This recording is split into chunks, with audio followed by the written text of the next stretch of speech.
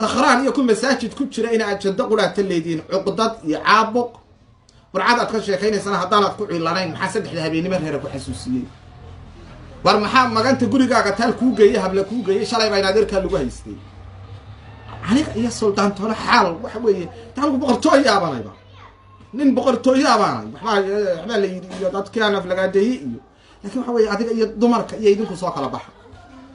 قدوميها باشا هبرة ولا السلطان حرسقالي شلي كسر دويني يمك عجودة باشا هبرة ولا أهنا حل دبان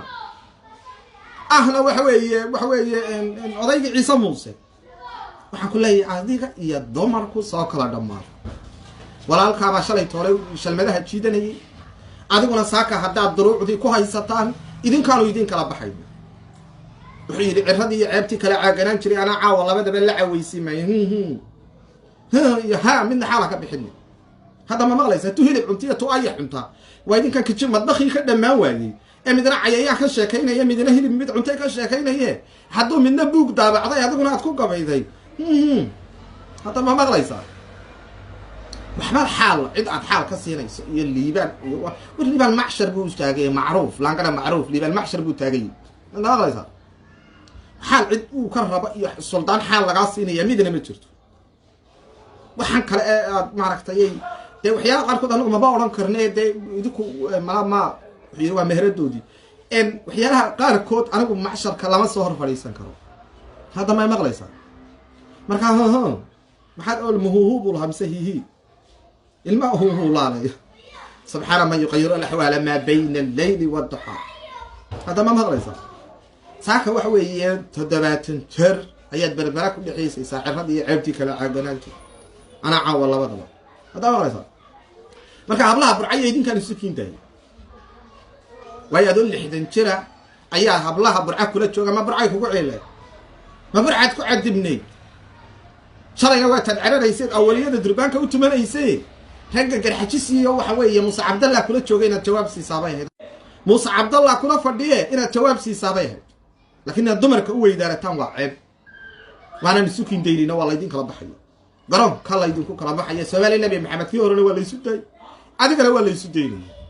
gudoomiyaha beesha habara walow adiga iyo waxa la isu deynaya Ahmed Saciid Ciga muxuu ahaa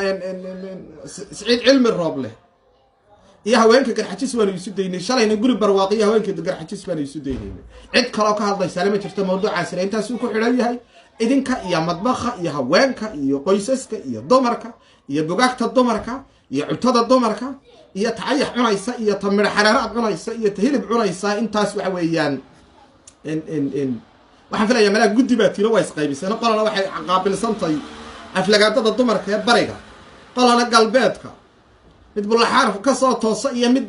waxa weeye burca ka soo toosa daamaha lagu ciilay wax saqada dhex inta safaxaysatan saddexda habeenimo idinkoo hudheelada iyada hurda hablaha iyaga sida ugu mashquul hada ma maqlaysa dumarka garxajis iyo waxa kale aan waxba ka garanaynin cirra iyo cirroole iyo khamriile iyo ku kala oo meel fadhiyaba intaaba waa la isu kiindeynaya marka Ahmed Saciid Cigaysa Ahmed Saciid Rooble intaan saa kaga tagaya gudoomiyaha beesha habarawal ahna xildhibaanka liibaan jawaab kuma siinay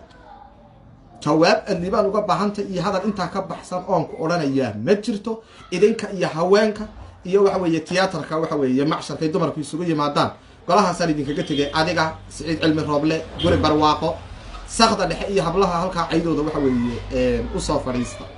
arintaas intaas aynu kaga baxayna wax dambe oo laga sii wadwado oo ay leedahayna ma jirto oo waxa weeye arintaas aan sanahayn marka Saciid Cilmi Rooble haweenkaas aad jooga way joogaan oo dadweyne ka soo toosano burcay ka soo toosano hargeysa ka soo toosano dumaraw dadweyne Soomaalina waxa loo leenahay warta kala qabta dumarku iyo islayn oo waxa weeye markay jaafa jirqoodu bato habeenkii way islaynayaan kala qabta loo leenahay wax kale oo la garan mayne erga islaameed baan u dirayna umada haweenka Soomaaliyeed in la kala qabto oo aanay cayd iyo flagaadada habeenkii siriyeenina taana waxa weeyaan waxa loo leenahay hala kala qabto أنا waxaan jeclaa Saciid Cilmi Rooble haduu cadho qabo cuqdad qabo mid reer Xuseen oo burco kaga takhaluso mid kale Muuse Ismaaciil Muuse Cabdallah iyo berbera la joogana inuu dhirbaaxo laakiin saddexda habeenimo inuu gogorada iyo dumarka garxatiis ku mashquulo subhana man yughayyiru al-ahwal ma bayna al-layli wad-duha wuxuu waxaad ceebta u taqaan dad bay amalkooda tahay wasiiru xarumaha hidaha iyo dhaqanka qalinka xildhibaanada odayaasha siyaasi subxaan allah de siyaasiyiinta madbakhaan idin leeyahy siyaasiyiinta madbakha ayaan idin leeyahy markaa horta aniga maxaa laynu isasiino ama aynu isfeerno ama aynu sheekaysano ama koob sheexa weyda cabna madbakha soo dhaafa haddii iyo cuntada dumarka soo dhaafaan idin leeyahy guri barwaaqana jawaab baa la siin laha kakana jawaab baa la siin laha dee waynaan wada jawaabayno maynantii baan hablii baan idinka qabtana waan idinkii habluu istaaya maaligii baa kuu jawaaba halkan idinku soo hagaaga jawaabta saaka iga sugaya Saciid Cilmi Roble waa halkii oo liibaan jawaabtu ka sugayo iyo xaalku ii soo diray maynaga isa soo gaarnaa madbakhi baad fadhidaa war madbakhi baad fadhidaa maada sultaanada laga sheekeynayay iyo liibaan iyo dadkan bay isa soo gaaraysaa wax yow xishoon maysaan hadda ciil qabtan ragga meesha fadhiya ordo dirbax waydan la fadhiyaan haddii kalena adinka iyo haweenka soo kala baxa hilib bay cuntay iyo waxay ka dhamaan waayeen ay waxbay cuntay subxaana ma yaqayru alxawaal way arinta caarana waxaan idin leeyahay wax sii weyn kuma fadhido sida aan idin sheegay xagla toosiyo oo 500 oo wiil oo dhulbahanti ku maqan yihiin Hargeysa fadhiistay qadiyada dhulbahanti waxba kama bedelay qadiyada beelweynta garxajis caara iyo qof kala toona iyo sultaan waxba ka bedeli maayo salaadiin waaweyn baa la fadhiisatay iyo boqolaal ganacsata oo beesha garxajisa stiil qadiyadii waxba kama bedelin iyaga ka weynaa oo magac reereed xambaarsana oo meesha fadhiyay waxay ku xawileen madaxtooyada haddana garxajis ma xawilna jamaal baa xad baa tagay waxa lagu xawilay madaxtooyada haddana garxajis ma xawilna tusaalana waxay idinku furan gudmeed maxaa ugu dambeeyay ka la siido Cali Khaliif Galayd oo garanaysan in madaxweyne ku-xigeenkii Jamhuuriyadda Soomaaliyeed noqday odaygii dhulbahanta ahaa inuu dawladii dhulbahanta iyo maamul goboleedka dhisteen Hargeysa ku xawilay oo heshiis la galay haddana miyay maanta buuhooda joogtaa maya miyay lascaana joogtaa waa maya caar hadduu joogana buurtu iska hurday hadduu Muuse la agseexdana jigjiga yar iyo buurta kala jeexan buu u hoyday macna ay idin soo kordhinaysaa ma jirto intaas idin kaga filan waxba sidan u tagay iyo hala iyo waxaas oo la isu joojinay dadka iska yara emotion kala hadleen waxaan yaan la idin durbaa la idin ku qaraacan hebel baa tagay iyo hebel baa fadhiistay